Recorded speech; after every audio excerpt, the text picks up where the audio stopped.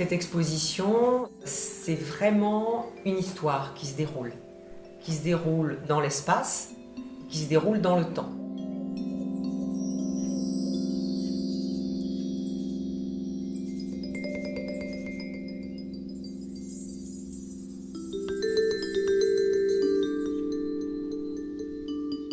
Dès mon enfance, j'ai été intéressée par le paysage, par le jardin, par le végétal, et que toute ma production artistique finalement a utilisé ce médium pour s'exprimer. J'ai toujours utilisé des choses qui m'étaient très personnelles, très sensibles, qui étaient des choses du quotidien, de mon territoire. Mon jardin me fournit la matière principale à mes recherches. Le jardin, c'est vraiment mon atelier. C'est lui qui m'offre absolument tout ce dont j'ai besoin au niveau de... C'est ma matière, c'est mes matériaux, c'est mon outil de travail, hein, puisque souvent je fais travailler les végétaux pour moi. Un jardin demande du soin, demande oui, de l'attention pour arriver à en extirper le maximum de cohérence et de matière dans ce que je veux utiliser par la suite.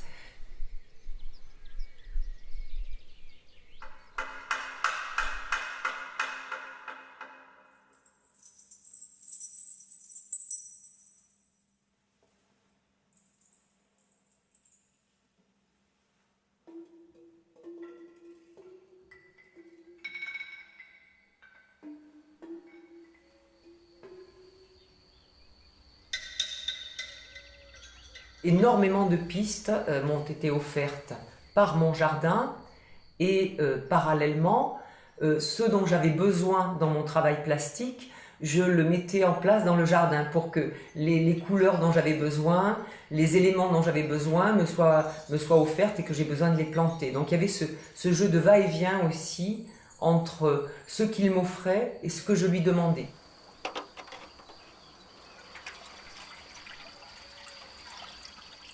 C'est également une façon de partir des trois concepts qui m'intéressent le plus, à savoir le temps, la mémoire et l'espace. J'ai trouvé que la meilleure façon d'en parler, c'était d'utiliser le végétal.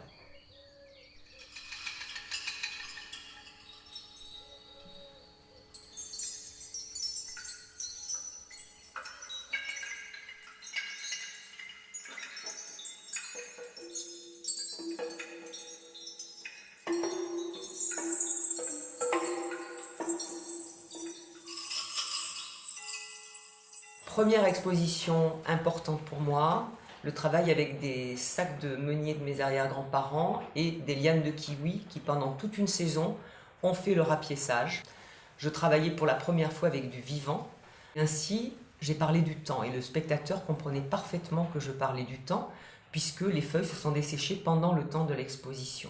C'était une façon de prendre le temps en vraie grandeur et non pas par des symboles.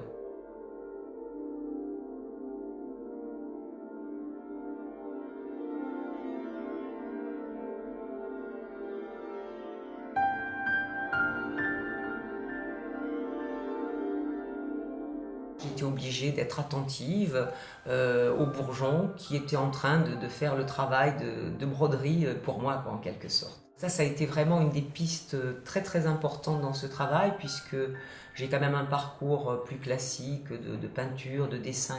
Et le jour où j'ai décidé que c'était cette référence au vivant que j'avais envie d'utiliser, ça m'a ouvert des perspectives énormes.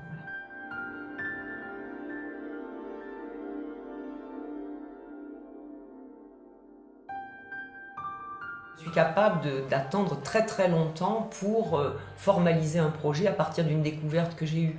Par exemple, le travail sur le mur, j'ai fait des grosses briques de compression de végétaux, puisque le mur venait de tomber, moi j'ai voulu leur faire un mur poétique, un mur de fleurettes, hein, de choses très légères. Ces briques m'ont permis ensuite de faire un travail sur les jardins à la française par rapport à ce format, par rapport au lieu qui m'avait invité, c'est le musée des arts décoratifs à Budapest. J'ai mis 3-4 ans avant d'arriver à déterminer la façon dont j'allais fonctionner. Et ensuite, la mise en œuvre, ça met longtemps à mûrir, à déterminer si ce que j'ai découvert peut être présentable. Et ensuite, c'est toute une série qui est mise en œuvre. Je fais une installation de 365 briques de végétaux qui font format carton photocopie. Donc c'est à la fois un travail de collecte, beaucoup, et de collection de ce qui m'est offert par le jardin, puisque je suis obligée de déterminer les arbustes qui m'intéressent, les feuilles qui m'intéressent, voir aussi comment le dessèchement les fait se comporter à la fin. Parce que telle plante à telle saison va m'offrir quelque chose de complètement différent de si je mets ces mêmes plantes en boîte, mais à une autre saison. Quand j'ai travaillé sur les briques de végétaux, il y a eu beaucoup de dégâts, il y a eu pas mal de moisissures qui sont arrivées, tout ne séchait pas selon mes souhaits. Mon atelier à Voiron, une cave où tout moisissait, on ne pouvait rien faire. Et donc j'ai utilisé ça pour travailler sur les moisissures. Donc je travaillais avec des pétales de fleurs, avec des pots de légumes, des tomates. Enfin, vraiment, j'ai essayé d'explorer tout ce qui était à ma portée de nouveau. Et la tenue, pareil, m'a surpris. C'est-à-dire que je ne mettais rien. Ça, c'est quelque chose qui est aussi une constante dans mon travail. C'est-à-dire que je ne mets pas d'artifice. Les briques de végétaux, elles sont telles quelles, il n'y a pas de conservateur, il n'y a pas de liant, il n'y a pas de vitrificateur, les moisissures, j'y touchais pas. Je ne mets pas de choses qui sont de l'ordre de l'artifice. Je prends les choses telles quelles.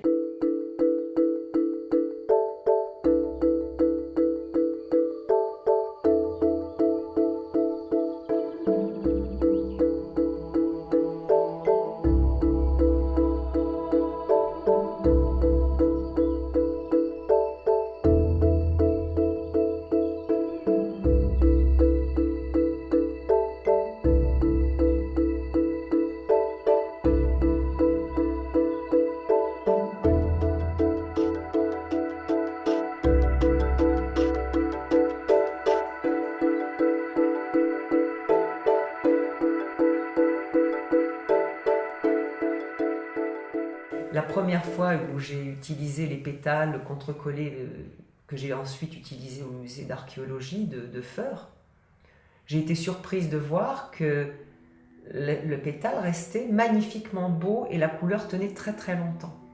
Ça, je ne m'attendais pas du tout à ça.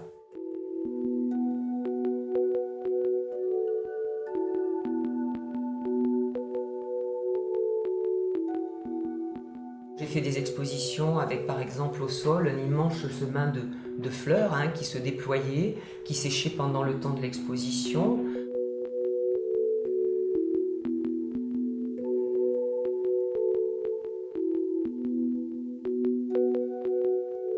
Par rapport aux pétales et aux couleurs offertes par les végétaux dans des papiers, donc là en les écrasant carrément, j'ai décidé d'utiliser le jus des fleurs pour explorer ces colorations.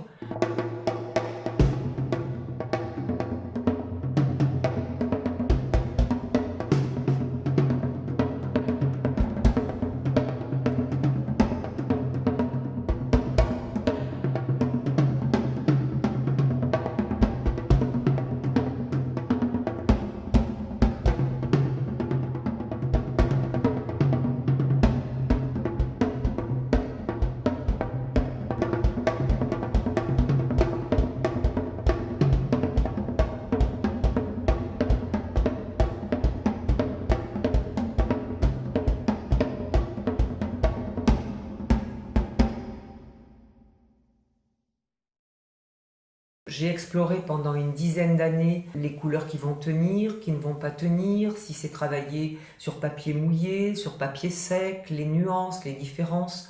Donc là, il y a un vrai travail de recherche méthodique.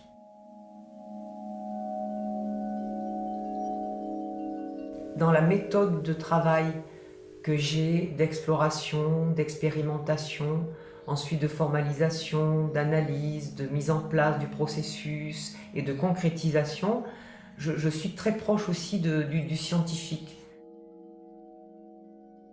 J'ai un grand nuancier de couleurs et je les ai formalisés dans un projet que j'ai fait à Kyoto en formant une sorte de grand livre de connaissances de mon jardin.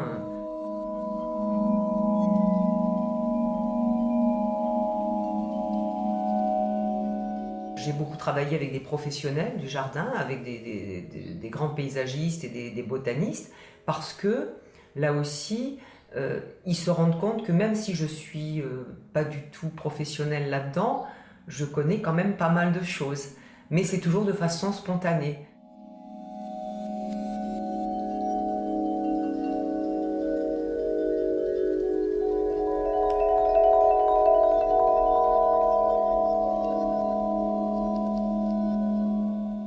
Deuxième exposition dans un lieu très important de Budapest, le Kissel Museum. C'est une ancienne église baroque qui avait été détruite pendant la guerre et donc tout le décor baroque était tombé, mais il y avait l'ampleur de l'architecture.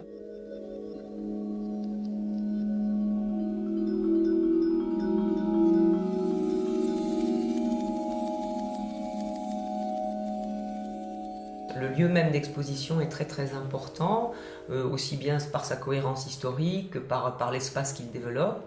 J'ai travaillé sur la relation horizontalité-verticalité avec des voiles de soie qui montaient à 10 mètres de hauteur et qui étaient travaillés avec des broyages de végétaux, créant des sortes de vitraux poétiques alors qu'il n'y avait plus aucun vitrail dans l'église. Et ensuite des plaques au sol qui étaient des compilations de végétaux, de sable, de cendres avec de la cire d'abeille liquide. Donc ce sont des sortes de grandes plaques qui sont pas des plaques mortuaires, qui sont des vrais lacs qui révèlent le végétal.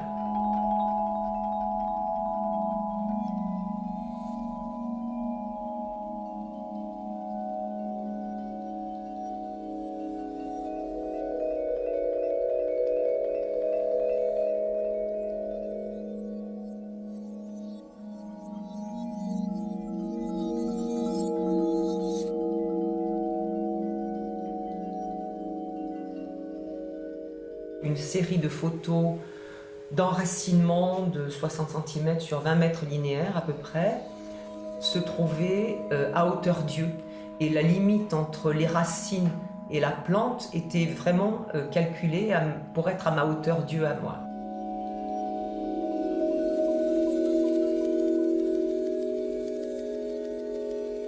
Tout était fait pour jouer sur l'incertitude de savoir où on se trouvait.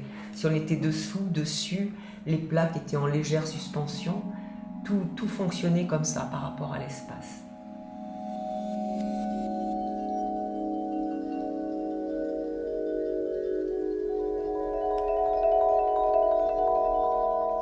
Mes parents étaient un peu surpris de ce que je faisais plastiquement. C'était pas forcément ce qu'ils considéraient comme de l'art. Bon. Donc ils ont mis du temps à comprendre que c'était vraiment très sérieux. Et les premières coques de pavot que j'avais ramassées il y a X années, je les ai fait voir à maman, des photos. Et elle m'a dit, tiens, j'ai quelque chose pour toi qui me fait penser à ce que tu avais travaillé. Et du coup, c'est elle qui m'a donné les cages d'amour, l'amour en cage, qui s'appelle, en fait, c'est de l'amour en cage. Elle a appelé ça des cages d'amour.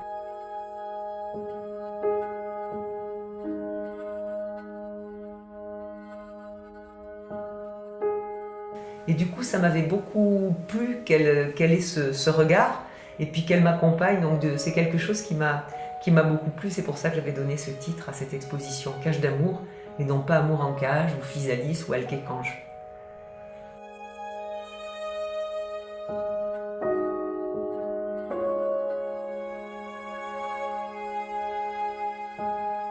Les formes de graines, les alkékanges, les graines de pavot, toutes ces graines me donnaient l'impression d'être des architectures et agrandies me faisaient rentrer dans des éléments architecturaux.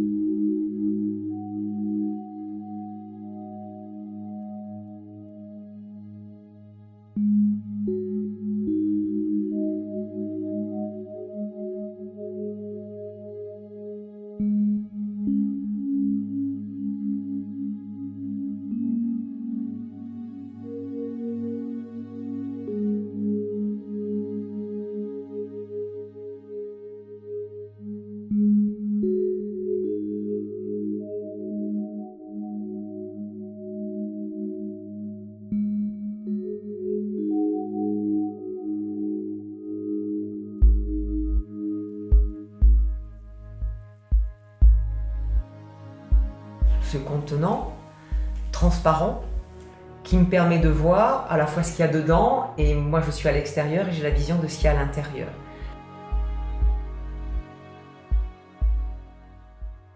Je m'en suis servi un petit peu comme révélateur aussi bien du paysage qui peut se refléter sur le bocal que à l'intérieur, de nouveau, ces enracinements où j'ai la plante, la racine et la limite précise entre la racine et la plante. Donc, arriver à percevoir physiquement la limite réelle entre le dessus et le dessous.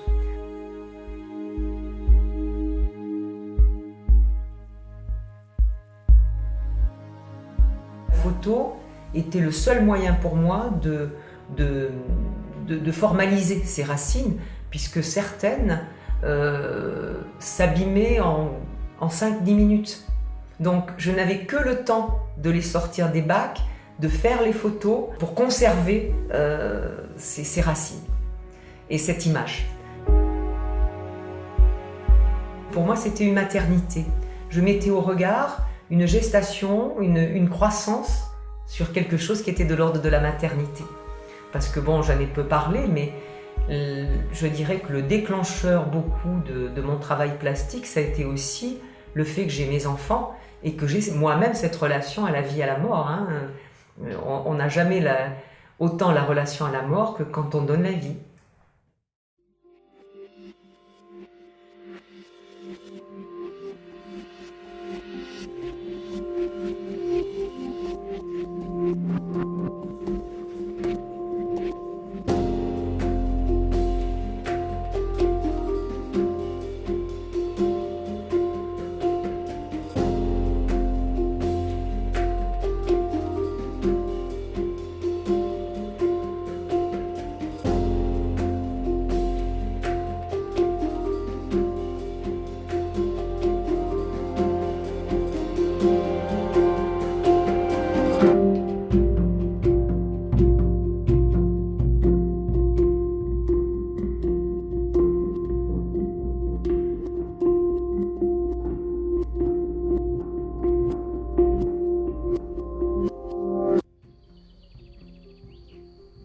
Il y a 2 ans et demi, nous avons déménagé dans ma maison natale, qui pour moi était une maison extrêmement importante sur le plan émotionnel, sur le plan des souvenirs, par les arbres qui sont dans cette maison.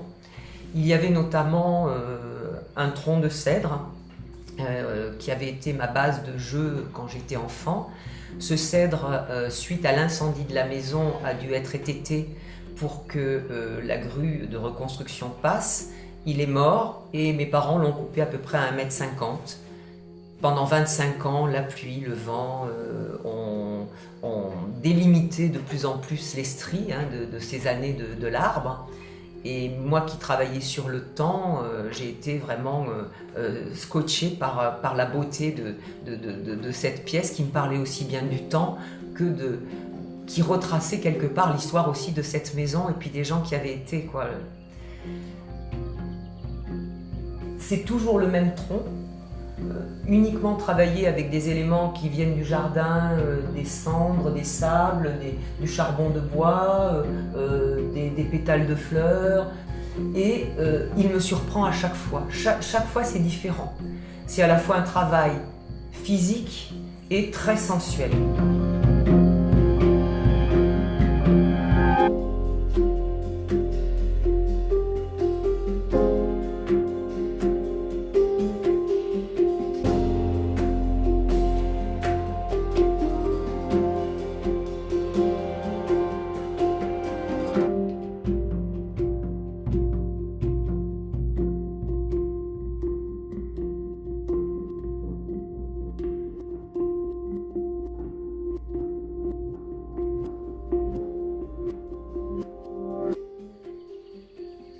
Je voulais vraiment lui rendre hommage par ce travail d'empreinte que j'ai fait avec lui et que j'ai pu positionner sur ce mur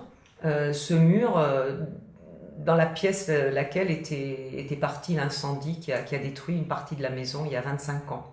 Donc tout ça, c'est une relation très, très précise à mon histoire.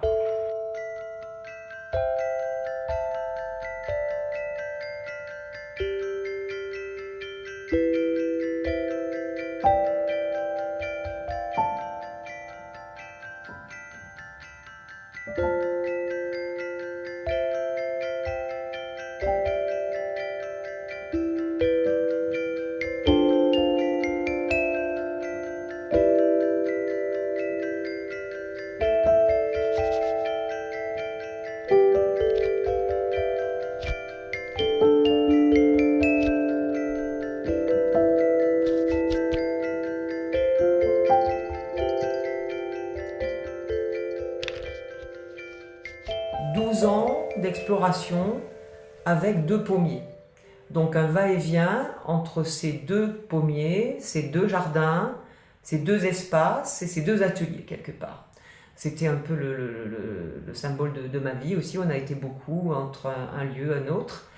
12 ans de travail où au départ il y avait le pommier avec des pommes vertes à Voiron qui avait fait une très grosse production de pommes et que j'ai cherché à regarder intensément.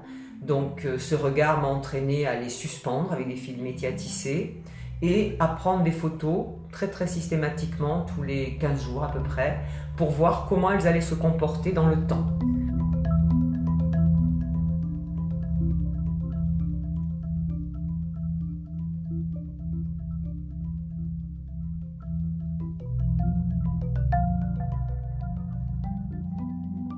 Deux ans après, j'ai fait la même chose avec le pommier rouge, donc de Bourg-Saint-Bernard, que je ne regardais pas au préalable et que je n'ai regardé que parce que j'avais fait le travail des pommes vertes.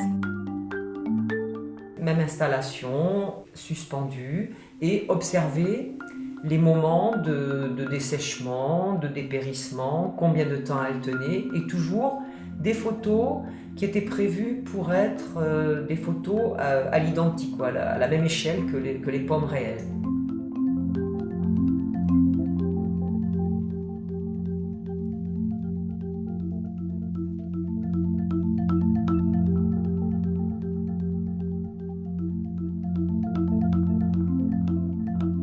À la suite de cette exploration sur ces photos pendant une année pratiquement, les deux ont eu un comportement de dessèchement, de moisissure complètement différent et j'ai cherché à aller plus loin.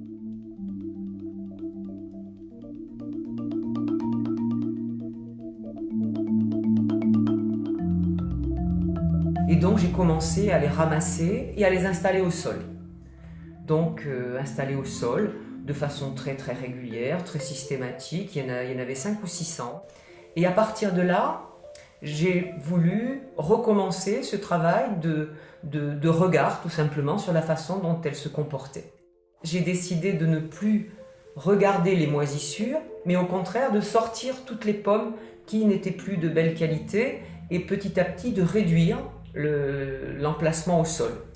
Au bout d'1 an de manipulation, comme ça, d'attention, il m'est resté un petit carré, pommes bien jaunes, puisque là, du vert, elles sont passées à un mûrissement. Et ce petit carré, je l'ai passé tout simplement à la presse, la petite presse de reliure que j'ai à côté, sur des papiers gravures. Et ces pommes m'ont offert une autre surprise, c'est qu'elles se sont éclatées dans le papier en forme de fleurs.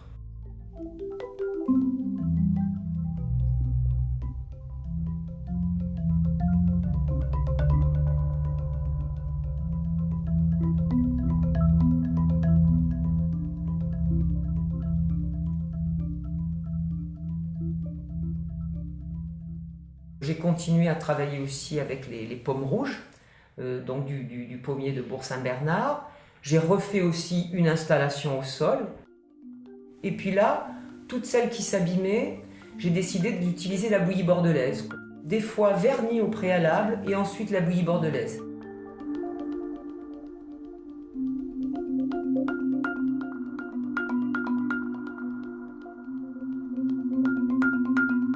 Nouvel impact graphique, les pommes se sont desséchées différemment, certaines se sont vidées et je n'avais plus que la peau qui restait.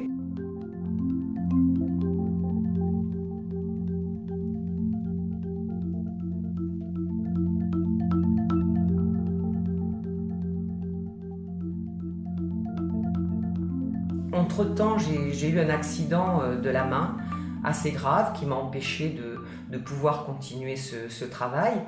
Et mon père m'a offert un peleur de pommes, puisque je ne pouvais pas utiliser ma main droite.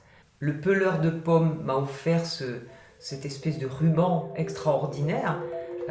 J'ai été séduite tout de suite et j'ai décidé d'en faire quelque chose.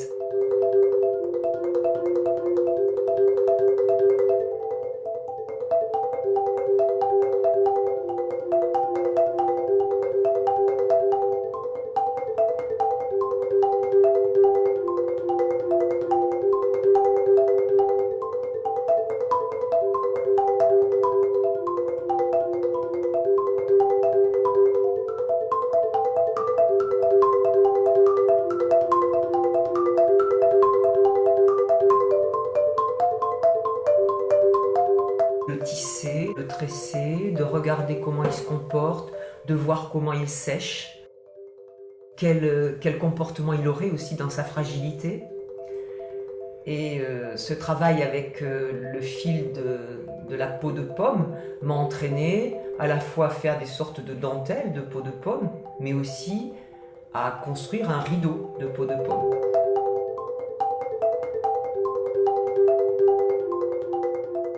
Le fil, c'est ce qui relie, c'est ce qui rapproche, qui nous rapproche peut-être avec nous-mêmes aussi. Enfin, pour moi, c'était quelque chose de très très important aussi.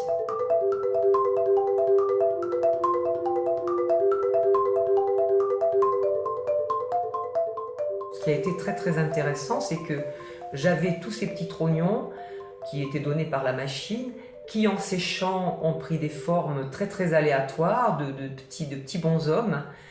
Les uns passaient à la bouillie bordelaise, les autres au naturel, et de la même façon, positionnés une fois secs, de façon très très systématique, pour faire toute une installation de petits trognons.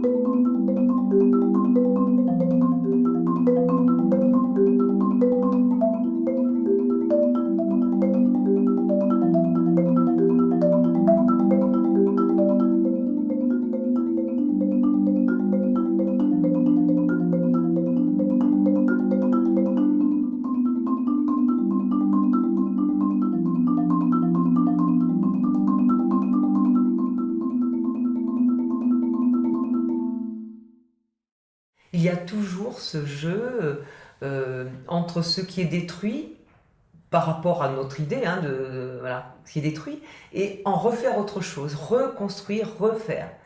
Rien ne se perd, rien ne se crée, tout se transforme. C'est un peu ce que je fais, mais à mon niveau.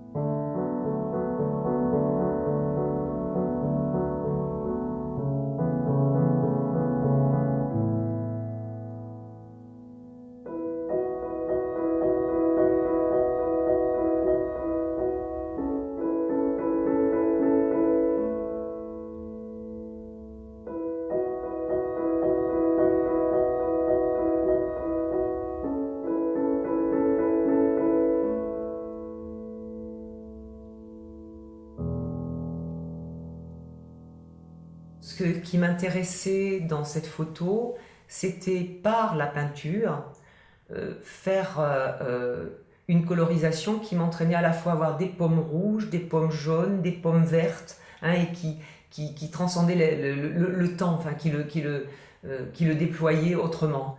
J'utilise beaucoup la photo dans mon travail puisqu'il y a énormément de choses qui sont très fragiles, très périssables et qui ne font sens que parce que la photo est là, est une trace de ce qui a existé. Ce regard attentif du peintre aussi et de l'artiste sur, ce sont jamais que des pommes, quoi. C'est pas les pommes de Cézanne dans le compotier, mais c'est le même processus de regard. Toujours cette relation entre l'extrême fragilité et la durée des choses. J'ai toujours été vraiment suffoquée de voir que ces choses extrêmement fragiles que j'utilise, les pétales, la peau de pomme, des choses de ce type-là, les racines, duraient incroyablement et tenaient merveilleusement. Ces briques de végétaux, jamais j'aurais pensé que ça pouvait durer. Et je sais pas, peut-être que c'est le fragile qui dure le plus. Et le travail d'artiste, c'est ça aussi, c'est se laisser en permanence surprendre. Et ensuite, c'est au spectateur de faire son travail, hein. L'œuvre, elle est faite aussi par l'œil du spectateur.